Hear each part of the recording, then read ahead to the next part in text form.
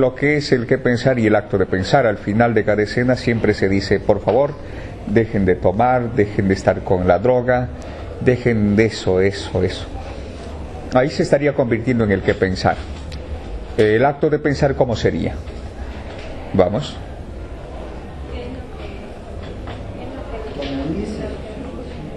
Entender, ¿no? Entender por qué uno como familia está fallando.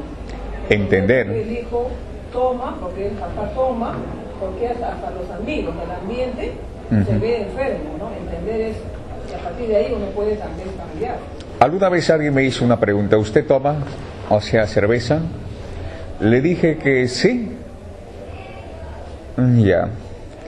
Luego le dije que no. ¿Cómo es eso? Lo que pasa es que quienes toman tienen motivos. Dígame algunos motivos. Cumpleaños, ¿qué más? Otro motivo. Depresión, otro. Ya, sí, por ahí la tinca, bueno, ya. Presión social. Ya, la costumbre. La costumbre, el hábito, ya. Pero quienes no toman también tienen motivos. Dígame unas cuantas. Por salud, prescripción médica, tienen un motivo. La mayoría toma. Los que no toman, ya yo no tomo, tendrán un motivo. Ya, regla, religión, no tomar. Por dar el ejemplo. Quiere verse ejemplo de los demás.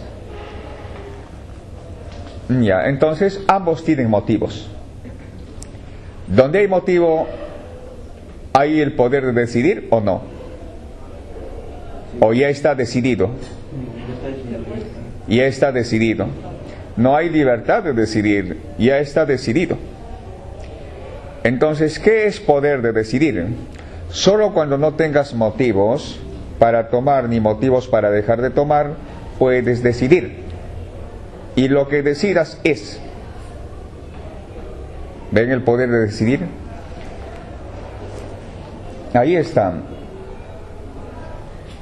¿Usted tiene motivos para escuchar música Me emborracho por tu amor?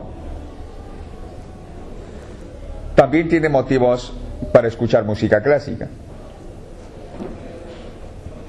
Se les dice, deja de escuchar música Me emborracho por tu amor. Ahora escucha música clásica. ¿Qué es eso? Transformación. En otras palabras, conversión. Pasar de un hueco a otro hueco, pero sigue siendo un hueco. Antes dependía de Me emborracho por tu amor. Ahora me dicen que escuche música clásica. Ahora mi dependencia está orientada hacia la otra parte. Sigue siendo dependencia. El punto es, ¿qué es libertad? ¿Es pasar de música Me emborracho por tu amor a música clásica? ¿Qué es libertad? ¿Es dejar de escuchar? ¿O no escuchar? Tener la libertad de elegir. Sigue siendo. ¿Qué pasa si escuchas música? ¿Puedes vivir escuchando esa música? ¿Y puedes vivir sin escuchar esa música? Entonces ahí tienes la libertad. Ahí tienes la libertad de elegir. Pero eso no hay, porque aún estamos con la idea de que mediante eso vamos a acabar vuestro dolor, o un refugio. Entonces, una cosa es eso. Ahora, ¿cómo convertir en acto de pensar después de cada escena? En realidad es dejar el alcohol, porque vemos constantemente cómo, para que no tomes, vamos a esconder este alcohol, vamos a esconder o vamos a botarle. ¿Realmente eso es madurez? ¿Qué estamos haciendo al esconder el alcohol? Estamos, vean, alejándonos de un hueco y luego a cambio ¿qué? Generando otro hueco. Eso significa ¿Qué pasaría si se cierran las páginas pornográficas? Pregunta para todos.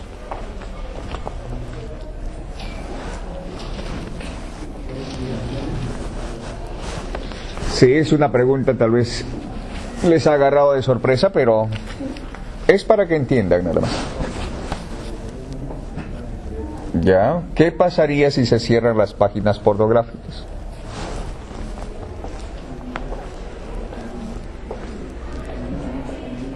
¿Qué ocurriría? ¿Se incrementarían más las violaciones? ¿Disminuiría?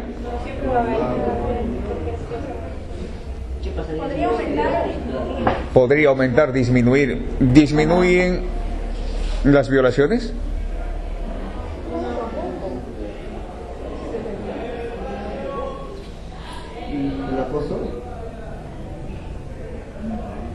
El estar en esas páginas pornográficas, para la mayoría, ¿qué implica? ¿Un refugio?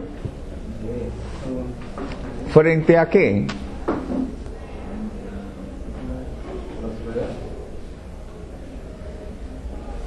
Se dice de que si estas industrias desaparecen, se incrementaría el caos, las violaciones, etcétera, etcétera. ¿Qué de cierto hay al respecto? ¿Qué pasaría si se cierran las industrias tabacaleras? ¿Qué pasaría si se cierran las industrias cerveceras? Si a mí me brinda satisfacción o refugio, al cerrar mi refugio, ¿qué voy a buscar? Otro refugio. Y si se cierra ese refugio, buscaré otro refugio. Si me cierran las páginas pornográficas, buscaré otro refugio. ¿Cuál sería ese refugio? ¿Inventaré un refugio? Entonces no está en abrirla o cerrarla. Está en entender por qué acudimos a esos lugares. ¿Ve? O por qué consumimos droga, o pasta, o tabaco. No está en condenar en sí el tabaco. No está en condenar la cerveza, o esconderlo, o romperlo, o quitarlo para no ver. Está en entender por qué. Eso. Entonces se ha convertido en acto de pensar, más no en el qué pensar.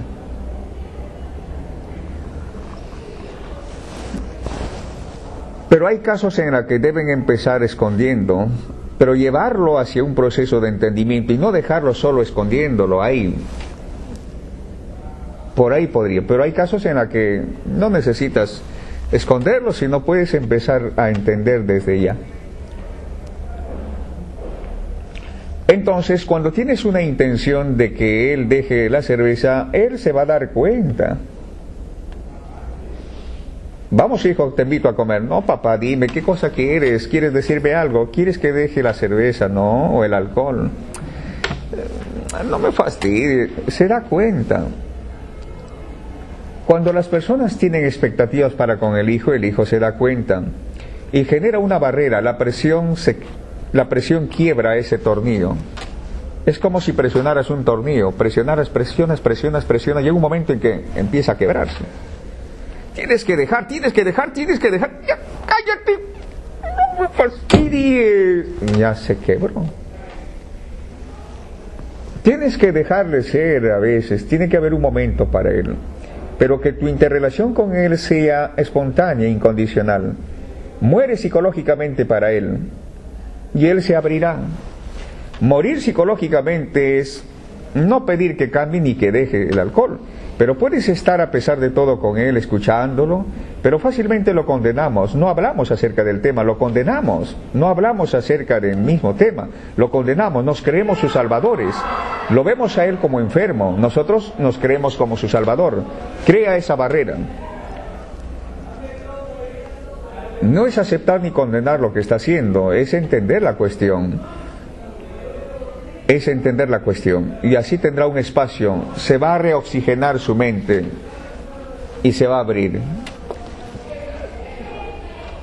Entonces, pero no espere nada. Un qué pensar y un acto de pensar. Ahora, la pregunta para todos.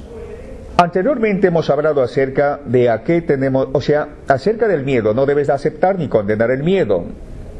Ya. No debes aceptar ni condenar el miedo, porque el miedo es pensamiento y no puedes destruirlo. ¿Puedes estar con tu miedo? ¡Wow! Las personas tienen motivos para bailar, ¿sí? Bailan para algo. Bailan por algo o por alguien. No están en el baile mismo. Si las personas bailan por alguien o por algo, su baile no es arte. Tensionan los músculos. Veamos a ver, baila. Puedes estar en el baile, pero si bailas para, no vas a estar en el baile, vas a estar en el deseo, no en el baile mismo. Eso es lo que tienen que entender los que van a competir. Los que van a estos entrenamientos, en cualquier competencia habidos y por haber, deben entender esta cuestión. Ellos bailan para, y donde hay para hay un deseo. Están en el deseo, más no en el bailar mismo. Entonces habría que escribir un libro para ellos. Aunque con la información que se les está brindando podrían entender. Entonces, uno es arte y el otro es un desfogue. Hablaremos acerca del miedo. Ahora entenderemos completamente el miedo. ¿A qué tenemos miedo? Alternativa A lo conocido. Alternativa B, a lo desconocido. Alternativa C. Usted hablará acerca a qué tiene miedo en una entrevista. ¿A lo conocido? ¿A lo desconocido? ¿O hay otra alternativa? Y usted hablará acerca a qué tiene miedo en una relación. ¿A lo conocido? ¿A lo desconocido? Y usted hablará acerca a qué tiene miedo cuando hay terremotos, temblores. ¿A lo conocido? ¿A lo desconocido? ¿O hay una C? Y usted hablará acerca a qué tiene miedo en su centro de labores cuando hay un despido. ¿A lo conocido? ¿A lo desconocido? Y usted hablará acerca a qué tiene miedo en una oscuridad. ¿A lo conocido? ¿A lo desconocido? ¿O hay una C? ¿Qué es lo que va a elegir? Hablaré, profesor, ¿a qué tenemos miedo cuando hay terremotos, temblores? A ver, si digo la a lo conocido, ¿cómo podría ser o a lo desconocido? Profesor, hablaré acerca ¿a qué tengo miedo en una relación? ¿A qué tengo miedo? ¿A lo conocido, a lo desconocido o hay una C? Hablaré en una entrevista, profesor. En una entrevista, ¿a qué tengo miedo? A ver, ¿a lo conocido? Si digo a lo conocido, debo de sustentarlo. Si digo lo desconocido, debo de sustentarlo. ¿A qué tengo miedo?